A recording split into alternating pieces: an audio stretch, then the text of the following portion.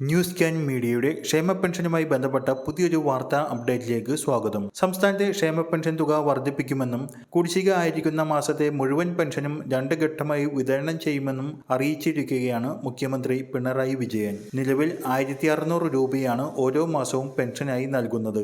ഒന്നാം പിണറായി സർക്കാർ പലതവണ പെൻഷൻ തുകയിൽ വർധന വരുത്തിയിരുന്നെങ്കിലും രണ്ടാം സർക്കാർ ഇതുവരെ പ്രതിമാസ തവണയിൽ വർധനവ് ഒന്നും വരുത്തിയിട്ടില്ല.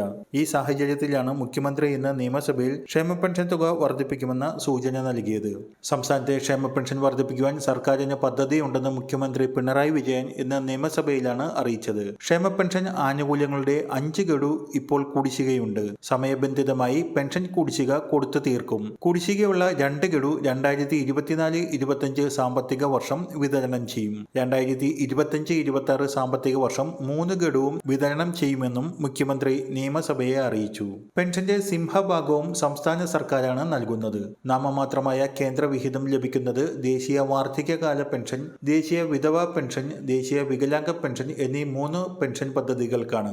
ശരാശരി 6,80,000 പേർക്ക് മാത്രമാണ് ഇത് ലഭിക്കുന്നത്. അതേസമയം സംസ്ഥാന സർക്കാരിന്റെ സാമൂഹ്യ സുരക്ഷാ പെൻഷന്റെ ഗുണഭോക്താക്കൾ 62 ലക്ഷം പേർ വരുമെന്ന് മുഖ്യമന്ത്രി പറഞ്ഞു. കേന്ദ്ര സർക്കാരിന്റെ ആനുകൂല്യത്തിന്റെ വരുമാന പരിധി പ്രതിവർഷം 25,000 രൂപയാണെങ്കിൽ സംസ്ഥാന സർക്കാരിന്റെ വരുമാന പരിധി നിശ്ചയിച്ചത് പ്രതിവർഷം 1 ലക്ഷം രൂപയാണ്. സാമൂഹ്യ സുരക്ഷാ പെൻഷൻ ഇനത്തിൽ ലഭിക്കുന്ന നാമമാത്രമായ കേന്ദ്ര വിഹിതം പെൻഷൻ നൽകാൻ വേണ്ട തുകയുടെ വെറും 2% മാത്രമാണ്. കടുത്ത പണഞ്ഞെരുക്കം നേരിടുമ്പോഴും അവശ ജനവിഭാഗത്തെ ചേർത്ത് പിടിക്കുന്ന സമീപനമാണ് സർക്കാർ സ്വീകരിക്കുന്നത്.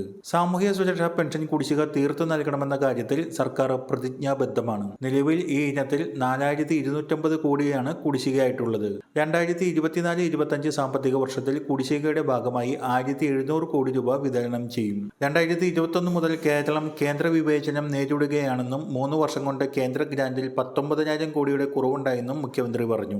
കേരള മോട്ടോർ തൊഴിലാളി ക്ഷേമനിധി ബോർഡ്, കേരള ചുമട്ട് തൊഴിലാളി ക്ഷേമനിധി ബോർഡ്, കേരള പീഡിക തൊഴിലാളി ക്ഷേമനിധി ബോർഡ്, കേരള കള്ള് വ്യവസായ തൊഴിലാളി ക്ഷേമനിധി ബോർഡ്, കേരള അബ്കാരി തൊഴിലാളി ക്ഷേമനിധി ബോർഡ് എന്നിവിടങ്ങളിൽ 2024 മെയ് മാസം വരെയുള്ള പെൻഷൻ വിതരണം ചെയ്തിട്ടുണ്ട്. എന്നാൽ കേരള കെട്ടിട നിർമ്മാണ ക്ഷേമനിധി ബോർഡിൽ 2023 മെയ് വരെയാണ് പെൻഷൻ നൽകിയിട്ടുള്ളത്.